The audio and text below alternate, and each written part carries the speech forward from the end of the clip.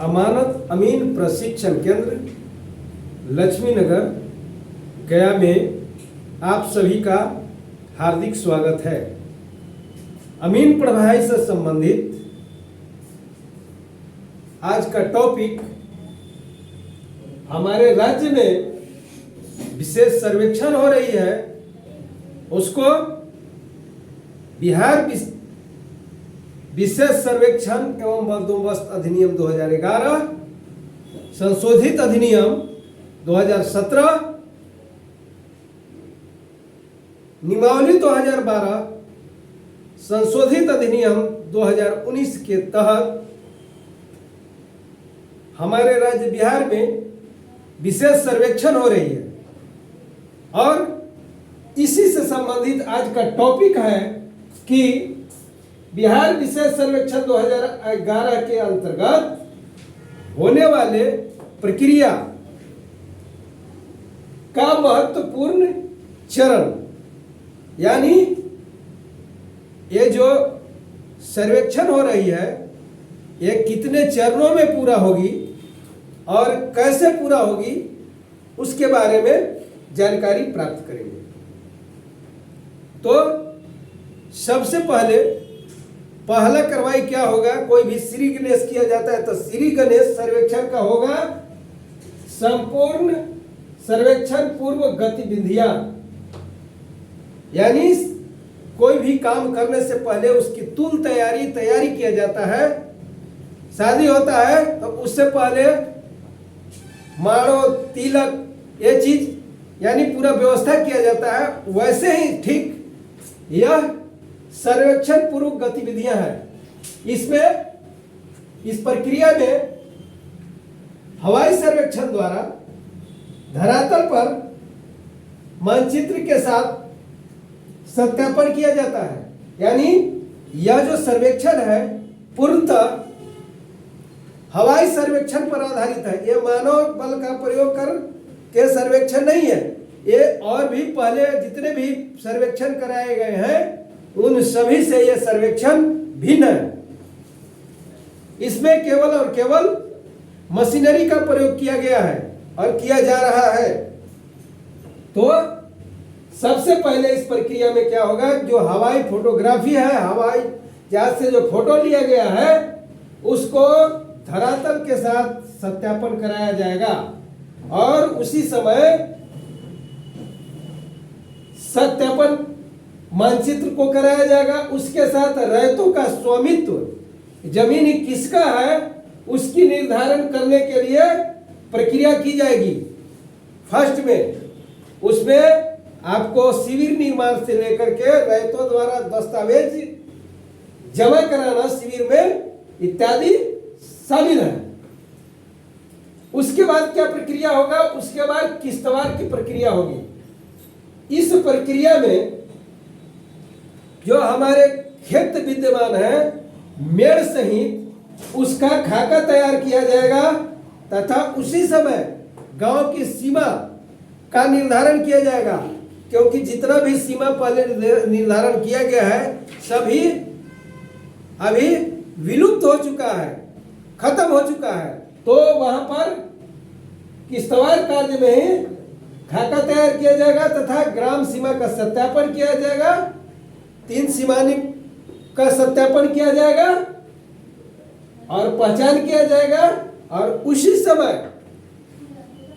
Fix point या मुस्तकिल का निर्माण किया जाएगा। और पहले जितने भी सर्वेक्षण हुए हैं उसमें सीमाना पर सर्वेक्षण फिक्स पॉइंट या मुस्तकिल चुना जाता था। अभी सरकार के जो विशेष सर्वेक्षण हो रही है उसमें कहा गया है कि गांव के जो मेन पॉइंट है जैसे स्कूल, कोई मंदिर, उसको फिक्स पॉइंट चुना जाए। 3 सीमानी पत्थर, 4 सीमानी पत्थर, इसको फिक्स पॉइंट नहीं चुन करके वैसे फिक्स पॉइंट चुना जाए जो ग्रामीण सभी रोज देख सके और देखते रहते हैं। जैसे स्कूल को फिक्स पॉइंट माना जाए, फिर कोई मंदिर है, कोई मस्जिद है, कोई सरकारी और भी संस्थान है, तो वहां पर यह फिक्स पॉइंट चुना जाएगा। यह कार्रवाई किश्तवाड़ के दौरान होगी और उसी समय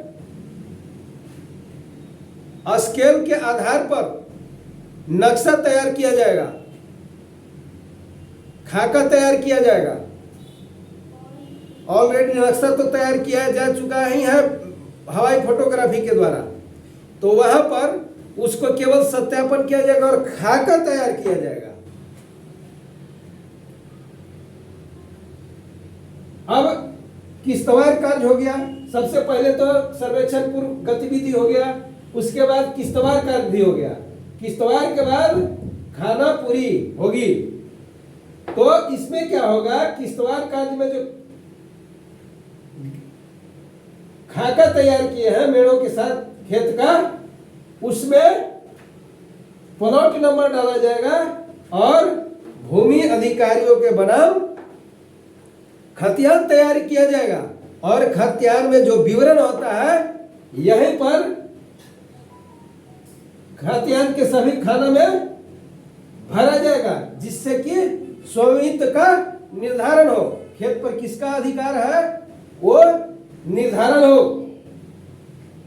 उसके बाद खतियान भी तैयार हो गया, नक्शा भी तैयार हो गया उसी समय।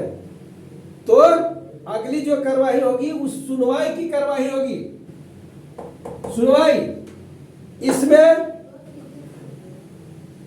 खानेपुर की प्रक्रिया में तैयार किए गए लैंड पार्सल मैप यानी नक्शा तथा खानापुरी पर्चा खतियान को सभी को दिया जाएगा। उसमें अगर कोई आपत्ति है तो वो फॉर्म 7 में भर के निर्धारित अधिकारी के पास जमा करेंगे और उस पर वो सुनवाई करेंगे। उसके बाद जो निर्णय दिया जाएगा उसी के आधार पर अधिकार अभिलेख का प्रकाशन किया जाएगा और प्रकाशन होने के पश्चात फिर सुनवाई हेतु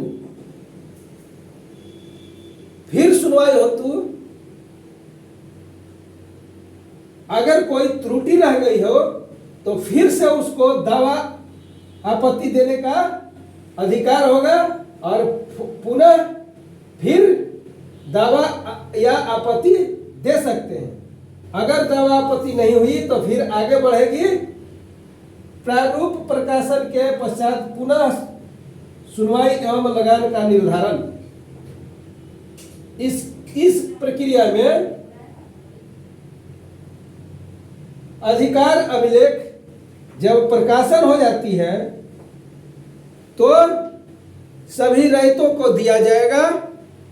रैयत से अगर कोई भी दावा या आपत्ति है तो वो दावा आपत्ति संबंधित अधिकारी के पास या बंदोबस्त पदाधिकारी के पास ये दावा आपत्ति देंगे और फिर से उस पर सुनवाई होगी, पुनः फिर से सुनवाई होगी।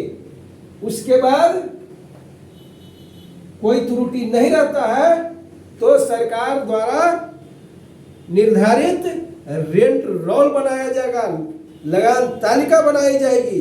क्योंकि पहले एक ही प्रकार के लगान तालिका थी, अभी जितने भी प्रकार के जमीन है उतने प्रकार के लगान तालिका का प्रावधान बनाया गया है। तो यहाँ पर लगान का निर्धारण किया जाएगा। अब फिर अंतिम अधिकार अभिलेख एवं मानचित्र का निर्माण एवं प्रकाशन यानी प्रपत्र 18 एवं 1918 क के साथ अंतिम रूप से फाइनल रिकॉर्ड ऑफ राइट यानी अधिकार अभिलेख तैयार किया जाएगा और वह बंदोबस्त पदाधिकारी के पास दिया जाएगा। बंदोबस्त पदाधिकारी उस पर देखेंगे उसको और 30 दिन तक मोहलत देंगे कि आप अगर कोई त्रुटि है तो आप इस पर आपत्ति दावा प्रस्तुत कर सकते हैं और यह अंतिम मौका होगा। और अगर कोई आपत्ति है तो उसके आपत्ति देने पर इस पर कार्रवाई किया जाएगा और जो उस पर निर्णय होता है उसके अनुसार अंतिम रूप से प्रकाशन के पश्चात फिर से वहां पर तैयार किए गए मानचित्र तथा अधिकार अभिलेख को सुनवाई हेतु प्रस्तुत किया जाएगा। इसमें अगर कोई दावा आपत्ति नहीं है तो अंतिम रूप से फाइनल रिकॉर्ड्स ऑफ राइट सरकार को और रैयत को उपलब्ध करा दिया जाएगा। यानी पहला चरण है किस्तवार सर्वेक्षण पूर्व गतिविधियां। पहला जो प्रकरण है वह है सर्वेक्षण पूर्व गतिविधियां। दूसरा कार्यवाही क्या होगी? किस्तवार कार्य होगी। किस्तवार कार्य में क्या होगी? तो किस्तवार कार्य में खेतों के मेड़ के अनुसार खाका तैयार किया जाएगा, ग्राम सीमा का सत्यापन किया जाएगा, त्रिसीमानी का सत्यापन किया जाएगा और फिक्स पॉइंट चुना जाएगा। उसके बाद आता है खानापुरी।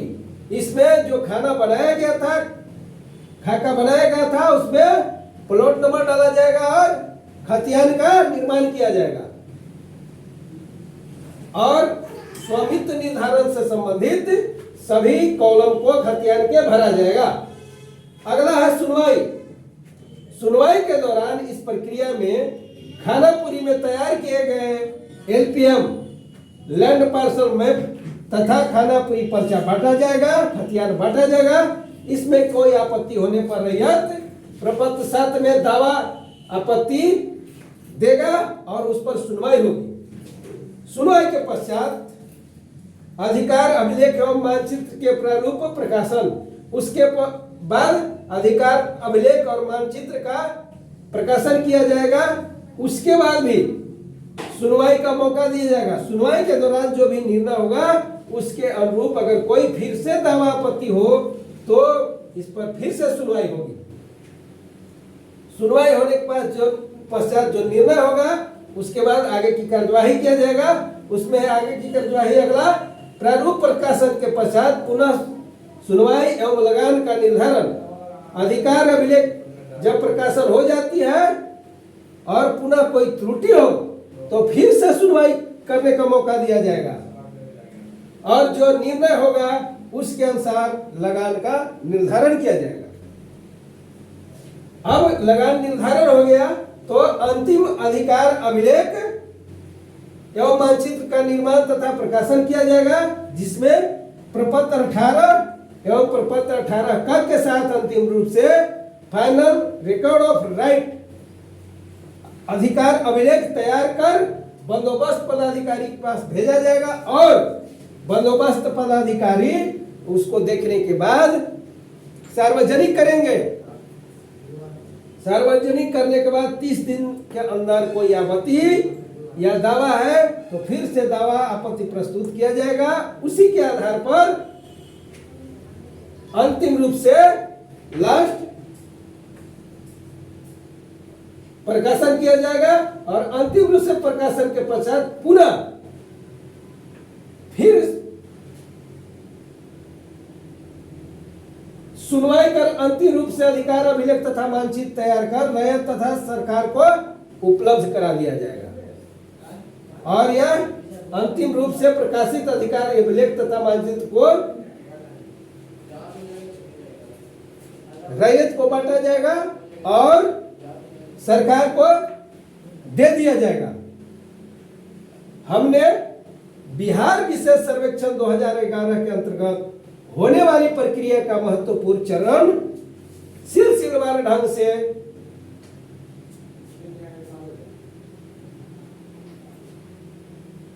आठ चरण के अंतर्गत इसको पूरा किया या पूरा करना है, उसके बारे में विस्तृत पूर्वक बताया। आशा है कि हमारे यह बिहार विशेष सर्वेक्षण एवं बंदोबस्त अधिनियम 2011 के तहत होने वाली सर्वेक्षण में चरणबद्ध तरीका समझ गए होंगे। और हमारा चैनल है भूमापक गुरु, जिसको आप अगर यह हमारा टॉपिक अच्छा लगा हो तो सब्सक्राइब कीजिएगा, फॉरवर्ड कीजिएगा तथा सभी लोगों से शेयर कीजिएगा। हमारा यह वीडियो बनाने का मुख्य उद्देश्य यह है कि हमारे राज्य बिहार और हमारे देश भारत में जितने भी फसाद हो रहे हैं, जितने भी मामले हैं, जितने भी झगड़ा हो रहे हैं, उसका कहीं न कहीं से कनेक्शन जमीन से है, जमीनी विवाद से है। इसीलिए हम जमीनी विवाद को जागरूक होकर जानकारी प्राप्त कर उसको कम कर सकते हैं, क्योंकि जितने भी झगड़ा होते हैं अनजाने में, बिना जाने हुए झगड़ा होते हैं जमीन के मामले में। मैक्सिमम अनजाने में वो जान रहा है कि इसका जमीन है तो भी झगड़ा करेगा, नहीं जानते हुए कि इस पर क्या कानून लागू होता है। यहां पर हमारा टॉपिक समाप्त होता है। जय हिंद, जय भारत, वंदे मातरम।